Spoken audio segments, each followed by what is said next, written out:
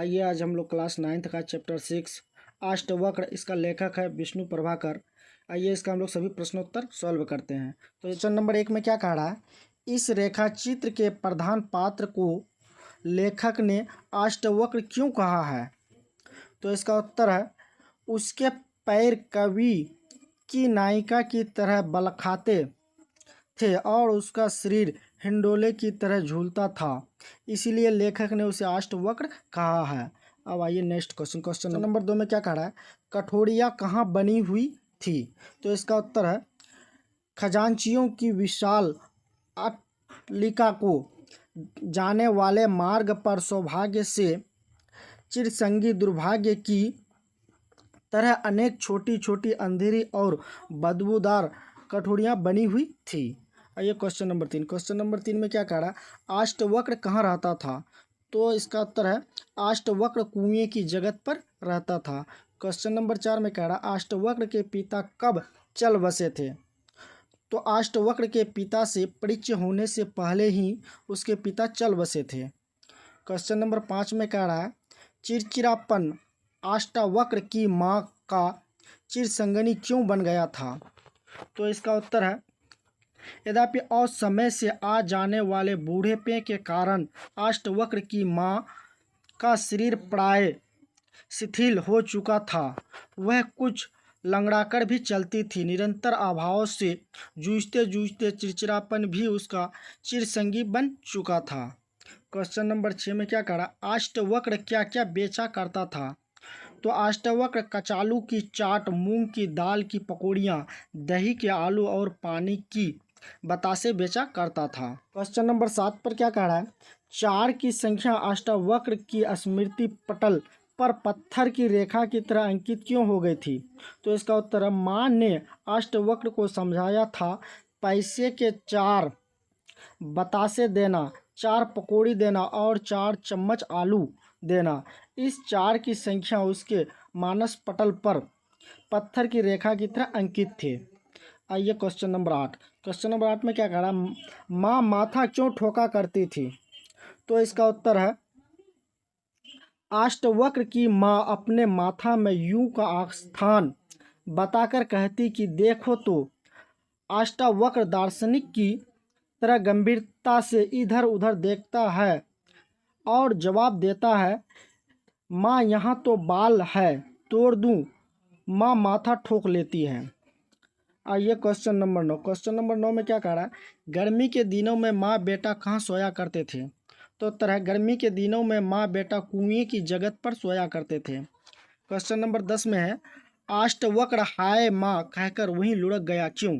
इसका उत्तर है, अष्टवक्र ने पैर जलने के भय से कुछ ऊंचे से जो मुट्ठी भर आलू बेसन कढ़ी में छोड़े तो तेल सीधा छाती पर आया, तब हाय माँ कहकर वह वहीं लुढ़क गया। क्वेश्चन नंबर 11 में कह रहा है, माँ के शुष्क नयन सजल क्यों हो उठे। तो इसका उत्तर है, एक दिन अष्टवक्र ने माँ से कहा कि माँ चाट तू बेचा कर, मुझे लड़के मारते हैं। यह बात सुनकर माँ ने अपने बेटे को कुछ इस तरह देखा कि उसके शुष्क नयन सजल हो उठे। Question number 12। क्वेश्चन नंबर 12 में क्या कहा, अष्टवक्र विमूढ़ सा क्यों बैठा था। तो इसका उत्तर है, अष्टवक्र की माँ के प्राण पखेरु उड़ जाने के बाद भी जब विश्वास नहीं हुआ तो एक डॉक्टर ने बताया कि उसकी माँ मर गई है, तो वह विमूढ़ सा बैठ गया।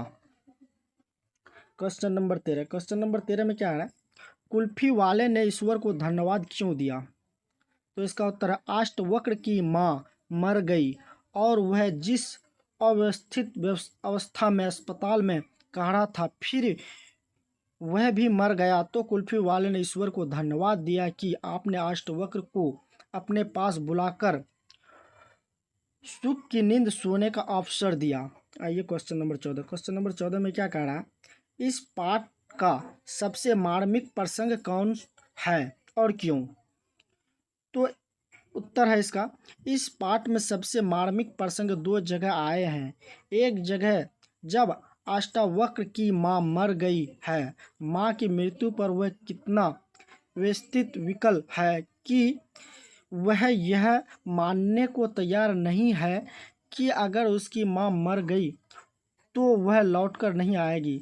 दूसरी जगह जब वह खुद दर्द से कड़ा रहा है, एक कुल्फी वाले उसको अस्पताल पहुंचाता है, वहां उसका अपना कोई नहीं है। उस परिस्थिति में वह दम तोड़ देता है। यह बड़ा ही मार्मिक प्रसंग है। क्वेश्चन नंबर 15, इस रेखा चित्र का सारांश लिखिए। तो इसका उत्तर, प्रस्तुत पाठ विष्णु प्रभाकर जी के द्वारा लिखा गया है। लेखक इस पाठ में एक स्वयंवर्ण नयन निरह शरीर, एक शाश्वत खाज से पूर्ण मुख, लंबा और वक्र वस्त्र, कीट से चिटके व्यक्ति के जीवन का वर्णन किया है, जिसका नाम संस्कृत बोलने वाले लोग अष्टवक्र कहते हैं। अष्टवक्र का इस दुनिया में उसकी माँ के सिवा कोई नहीं है। पिता तो थे, लेकिन जन्म के कुछ समय बाद ही चल बसे थे। अष्टवक्र कचालू की चाट, मूंग की दाल, पकौड़ियाँ, दही के आलू और पानी के बतासे बेचा करता था। जब अष्टवक्र की माँ इस दुनिया को छोड़कर चली जाती है तो वह कितना व्याकुल हो जाता है। उसकी तबीयत खराब हो जाता है और एक कुल्फी वाले की सहायता से उसे अस्पताल में भर्ती कराया जाता है। वहाँ उसे अपना कोई नहीं दिखाई देता है और वह इस स्थिति में दम तोड़ देता है। लेखक लिखते हैं, अष्टवक्र शारीरिक रूप से कमजोर एक चरित्र है जिसका जीवन संघर्ष हिला देने वाला है। दिक्कत यह है कि कथा कथित सभ्य समाज के पास इन जैसों के लिए कोई जगत नहीं। अब आइए क्वेश्चन नंबर 16। क्वेश्चन नंबर 16 में क्या कह रहा है?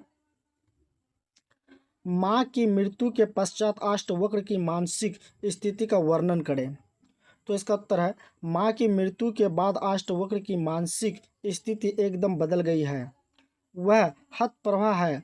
कई बार उसकी बुद्धि जागृत होती है लेकिन फिर शांत हो जाती है। वह पागल सा हो जाता है।